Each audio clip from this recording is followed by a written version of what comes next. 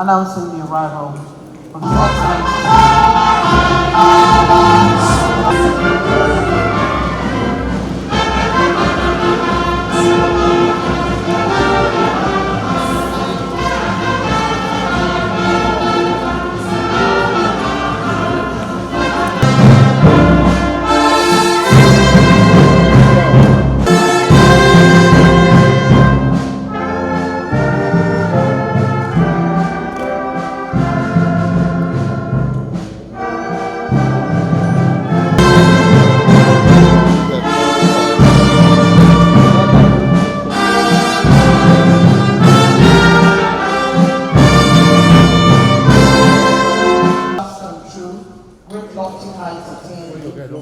Of Representatives, Secretary to the Government of the Federation, Excellency Senator George, with special reference to Haji Hadiza Bala Usman, Special Secretaries here seated.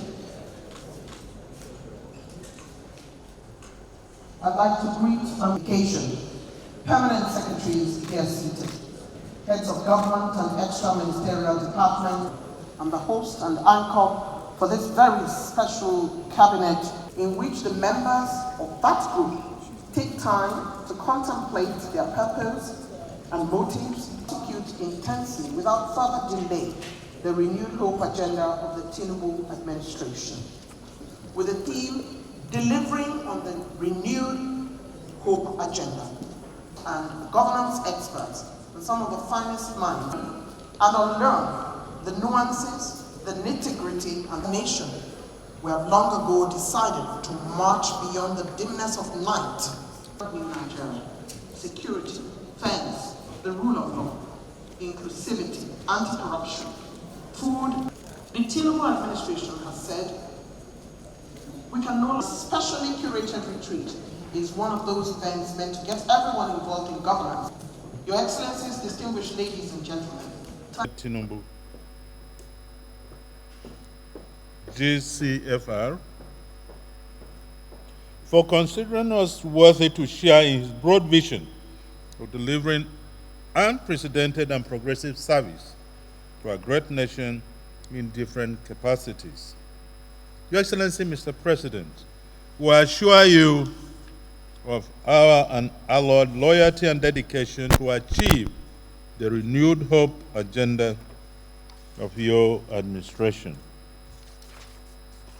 To achieve this objective, the Cabinet retreat is designed to prepare and sensitize ministers and other participants on the workings and processes of government with a view to ensuring ministries, departments, and agencies, MDAs, deliver on the presidential priorities of the renewed hope agenda for 2023 to 2027.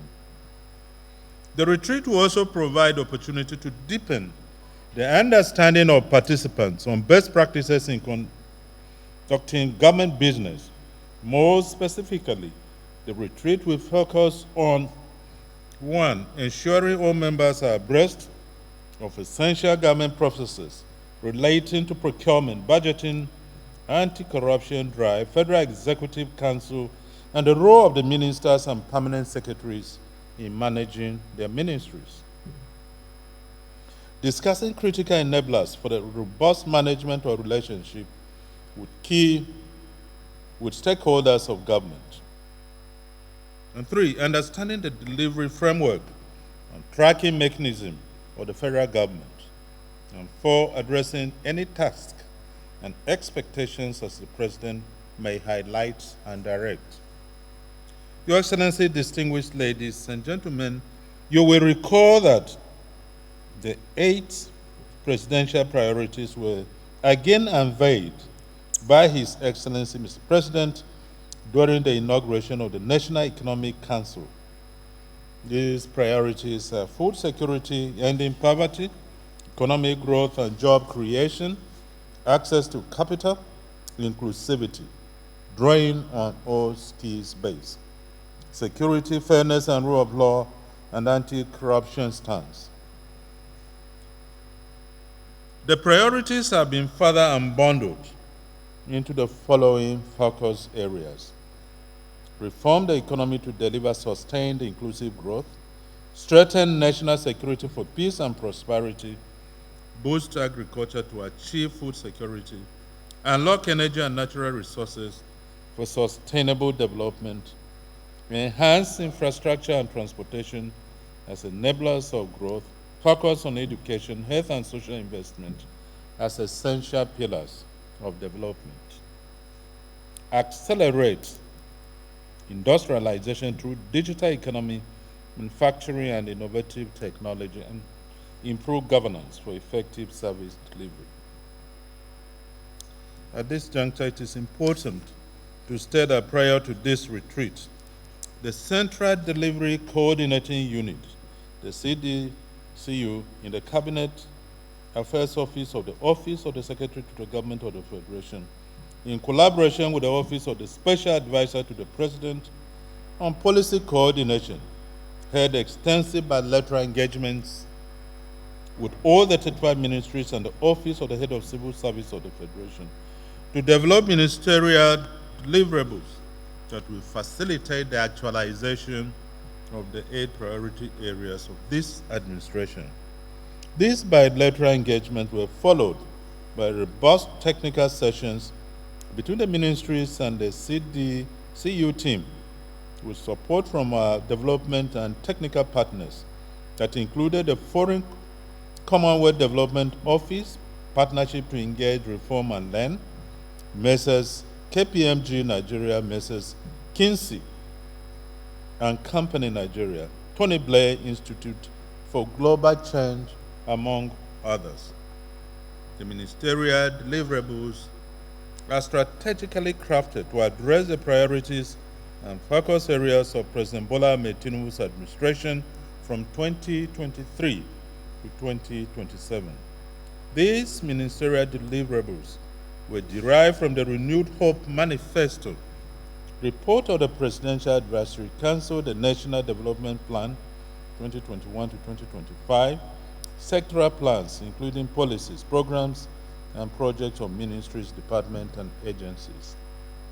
The bilateral engagement provided opportunity for the team from the Office of the Secretary to the Government of the Federation to sensitize the ministers, permanent secretaries, and technical teams of ministries on the broad vision of the President as encapsulated in the 8 priority areas. The engagement also afforded the ministers the opportunity to make very useful inputs into crafting of the deliverables and the indicators for effective measurement and assessment. The Federal Executive Council is the highest decision-making body as provided in the 1999 Constitution of the Federal Republic of Nigeria. To make its deliberations effective and robust, it is necessary to draw your attention to the fact that there are guidelines for the end-to-end procedures and processes that cabinet members would need to follow in submitting policy, legal, contract, and other categories of memos. You will be aware of these guidelines during this retreat. Your Excellencies, distinguished ladies and gentlemen, may I at this juncture state that as members of the President team, we have been entrusted with huge responsibilities to drive policies and programs under portfolios that we hold. Let me also remind us that there will always be cross-cutting activities, programs, and policies. This demands that collaboration and common vision should always guide our actions and decisions. This retreat, therefore, will afford us the opportunity to share in the President's vision, his dream, and to fine-tune our strategies for prosperous Nigeria. Let me quickly reiterate, Your Excellency, that as members of the Federal Executive Council, we're expected to uphold high-level integrity, patriotism, dedication, and diligence to the service of our fatherland. We're the first-line advisors to the President, and we're expected to speak the truth and to support the President with untainted selflessness. Above all, we must be accountable and must place public trust above every other interest. As ministers, we must be united in upholding national cohesion, promote peace for national unity and development. This inaugural retreat has been structured into 4 main segments to address its key objectives. The first will feature the administrative processes for the delivery of government policies, plans, and projects. During this session, participants will be appraised of the roles and responsibilities of ministers, management of the Federal Executive Council, financial regulations, federal government budget and procurement processes, amongst others. The second session will focus on managing relationships with key stakeholders, such as the legislature, parastatals, the media, and citizens. The third segment will feature technical presentations focusing on renewed hope agenda, accelerators for inclusive and resilient economic growth, and understanding the delivery mechanism for the renewed hope agenda. Fourthly, there will be panel session along the focus areas on how to deliver on the priority areas of Mr. President. Distinguished participants, the high point of this retreat will feature the signing of the Ministerial Performance Bond by ministers, ministers of state, and permanent secretaries. The bonds contain the ministerial deliverables alongside their key performance indicators, KPIs. Each of the KPIs contain the baseline data and targets for the next 4 years. Ministry performance will be assessed quarterly, beginning from the end of the first quarter of 2024. In this regard, ministers and permanent secretaries are enjoined to prioritize implementation of these deliverables through appropriate budgeting and implementation to ensure the achievement of Mr. President's priorities. Your Excellencies, distinguished ladies and gentlemen, in conclusion, I inform that this retreat is strategically packaged to be participatory and result-oriented. To this end, I urge you all to make useful and constructive contributions during the panel sessions. The outcome of the retreat is expected to pave the way for accelerated delivery of government policies, programs, and projects of this administration in the next 4 years. Once again, I welcome you all to this very important cabinet retreat. I look forward to your active participation throughout the duration of the retreat. I thank you all for your kind attention. God bless you.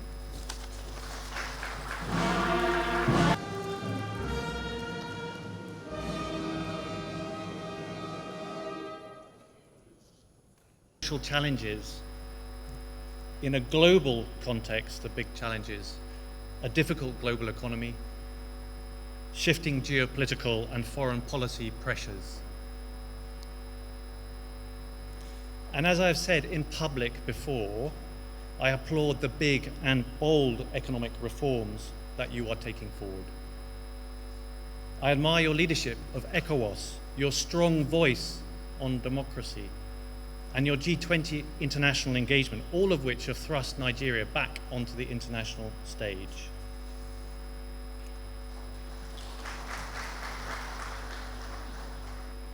I also wanted, Mr. President, to use my goodwill message to confirm the UK's renewed partnership with Nigeria and with your cabinet and with the Nigerian people.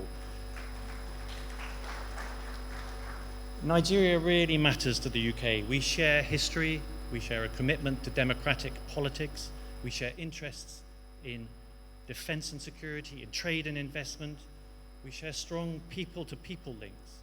The Nigerian diaspora, creative industries, the sports stars are increasingly central to the UK's national culture and life. And we also have strong mutual accountability, development agreements at the federal and at the state level on health, on education, on job creation, and on government effectiveness. And indeed, I'm here this morning because the UK has had for some years now an excellent partnership with the Office of the Secretary to the Government of the Federation. This is called the Partnership to Engage, Reform and Learn, or PEARL programme. And as His Excellency the SGF just said, we've been working since 2019. The PEARL programme, run largely by Nigerian experts, have supported the impressive Central Coordinating and Delivery Unit for Presidential Priorities. We can only support the process, not the content. That is your sovereign decision of government. But your 8 priorities under the renewed hope agenda, Mr. President, you provide a clarity of purpose. Your policy advisory committees have identified plans, milestones, and performance indicators that will be discussed at this retreat. And this cabinet retreat can start to use the SGF's tracking system to good effect over the coming years, to drive delivery, to learn from challenges, and to move Nigeria forward. Mr. President, no doubt there are challenges ahead. This government has inherited big problems and a tough global context. These are difficult times, and people are hurting. Expectations are high. Better delivery is desperately needed. But over my long association with Nigeria, and wherever I go in this great country, I have been struck by the resilience of Nigerians, by their creative and can-do attitude, and by their entrepreneurial spirit. And I'm optimistic that your government, Mr. President, with ambition and clear plans, can remove the constraints on this entrepreneurial spirit and give a helping hand to those people that need it and help move Nigeria forward. So to end my message, Mr. President, I'd like to recognize Nigeria as a growing regional and global powerhouse. You are likely to become the 3rd largest country in the world by 2050. I applaud your plans to stabilize the economy and put it on a higher growth path to prosperity, on which so much else depends. The UK stands ready to support in the spirit of mutual respect. The UK stands ready to stand up on our partnerships across a range of areas, sir. And I wish you, sir, and your government all best wishes and goodwill in your work ahead. Thank you. His Excellency Dr. Richard Montgomery, British High Commissioner to Nigeria, on the history that ties us and binds us together, on the work. And I dare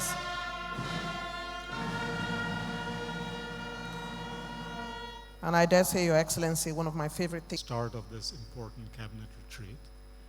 I'd like to think that in some ways, perhaps it's a measure of the trust that we at the World Bank, especially the team on the ground, have been able to gain from all of you, the leaders, the government of Nigeria, that we're here with a very simple mission, which is to help you and support you in this incredibly important and really challenging task of lifting millions of Nigerians out of poverty, of making lives better for everyone, for helping young Nigerians regain that renewed hope in their future. That's why we're here, and I hope that through what we've been able to do, that we will be able to continue supporting you as you realize this enormously important task. You know, we are the World Bank, we're a development organization. Over the last 3.5 years that 4 years that I've been here, our board has committed, approved over $11 billion in financing for the government. You know, our financing is meant to go for government at both the federal and at the subnational levels. So we're here to support your programs. We take your guidance from you. But even though we have the word bank in our names, I hope you will think of us as more than a bank. I mean, our real hope is that you will trust us and that we will be able to earn your trust, that we have something more to offer in the nature of solutions to help you think through and then implement the priorities, the focus areas that you've laid out by bringing in ideas and experience. Financing is only part of the solution. It's really the ideas and the vision. So you have my commitment that I and the team, the entire World Bank across the globe, we're here to support you in that. I would also like to say that I feel particularly privileged to have been here in Nigeria these last 4 years, and especially in the last few months, at this critical juncture, where Nigeria faced critical choice, whether to continue muddling through business as usual with the risk of things falling apart, growing by the day, or to have the courage to chart a new course, to take bold steps to really finally see Nigeria rise to its true potential. Mr. President, from your first day, from your inaugural address, you made it very clear what your choice was. You've taken some incredibly bold steps, ones that very few leaders, if any, would have had the courage to take, to chart this new course for Nigeria, to provide that renewed hope. I think we all recognize how truly kind of remarkable that has been, and that it has not been easy. In these last few months, the economy, society, the people, Nigerians, have had to live through hard times. And Nigeria continues to be in a tenuous spot, but you've stopped the hemorrhaging. But now comes the time to rebuild, to recover. Please count on us. There will still be some incredibly hard choices and decisions that you and your cabinet will need to make. Please count on us to be there to help support you. Thank you.